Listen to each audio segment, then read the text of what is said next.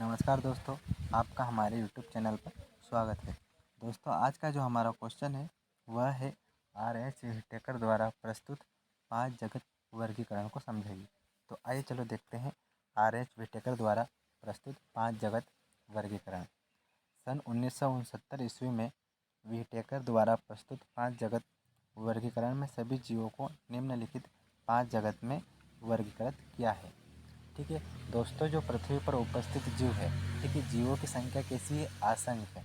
ठीक है, उनमें बहुत सी समानताएं हैं, बहुत सी विभिन्नताएं हैं। ठीक है, इन्हीं समस्याओं को दूर करने के लिए अलग अलग समय पर अलग अलग वैज्ञानिकों ने जीवों का वर्गीकरण किया है। ठीक है, हम जीवों का वर्गीकरण इसलिए करते हैं ताकि हमको उनके बारे में अध्ययन करने में सरलता हो, सुविधा हो।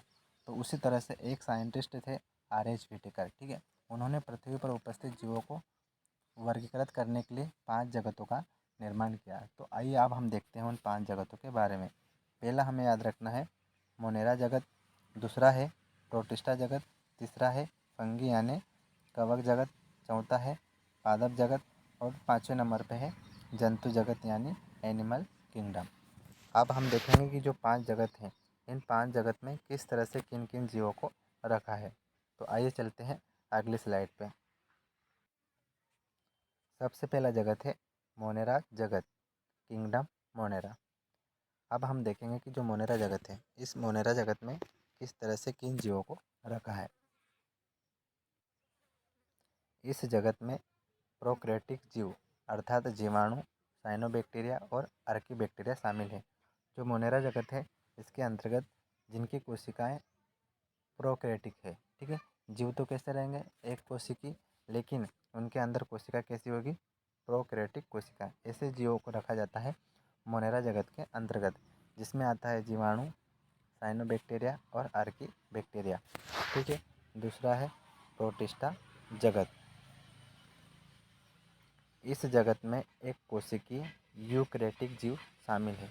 पादप व जंतु के बीच स्थित यूग्लिना इसी जगत में शामिल है। ठीक है, जो प्रोटिस्टा जगत है, प्रोटिस्टा जगत के अंतर्गत जो एक कोशिकीय जीव है, देखो मोनेरा जगत में भी एक कोशिकीय जीव है, लेकिन उनमें क्या है कि उनकी कोशिकाएं प्रोकैरियोटिक है। ठीक है, अब प्रोटिस्टा जगत में भी एक कोशिकीय जीव है, लेकिन उनकी कोशिकाएं कैसी है? यूकैरियोटिक कोशिका। आपने पिछली क्लास में प्रोकैरियोटिक और यूकैरियोटिक कोशिका के बारे में पढ़ा है। तो जो प्रोटिस्टा जगत है, उसमें एक कोशिकीय यूकैरियोटिक कोशिका वाले जीव शामिल है। ठीक है, आपको याद रखना है कि एक जीव है यूग्लिना। ठीक है, यूग्लिना क्या है? पादप व जंतु के बीच की कड़ी, यानी इसमें पादप के भी लक्षण है और जंतु के भी। तो ऐसे जीवों को भी किस में रखा गया है? प्रोटिस्टा जगत के अंतर्गत। इसके अलावा जो जीव है वो है अमीबा, पैरामीशियम, प्रोटोजोआ आदि। तीसरे नंबर पे है कवक जगत यानी किंगडम फंगी। इसमें परजीवी अर्थात मृत पदार्थों पर भोजन के लिए निर्भर जीव शामिल है। इनकी कोशिका भित्ति काइटिन की बनी होती है, जैसे ईस्ट, पेनिसिलियम, मशरूम आदि।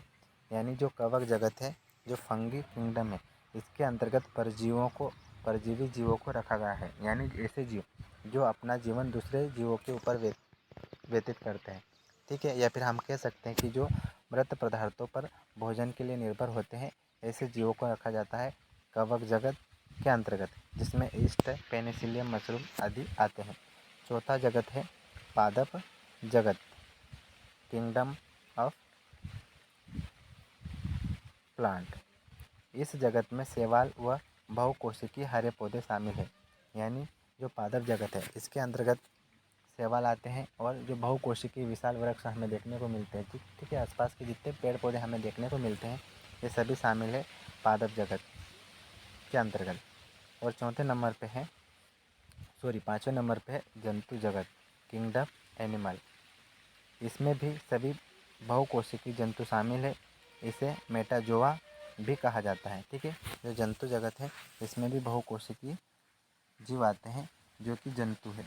ठीक है नी, और इसी कारण इसे कहते हैं हम मेटाजोआ। तो इस तरह से आपको व्हिटेकर द्वारा प्रस्तुत 5 जगत वर्गीकरण के बारे में याद रखना है। धन्यवाद।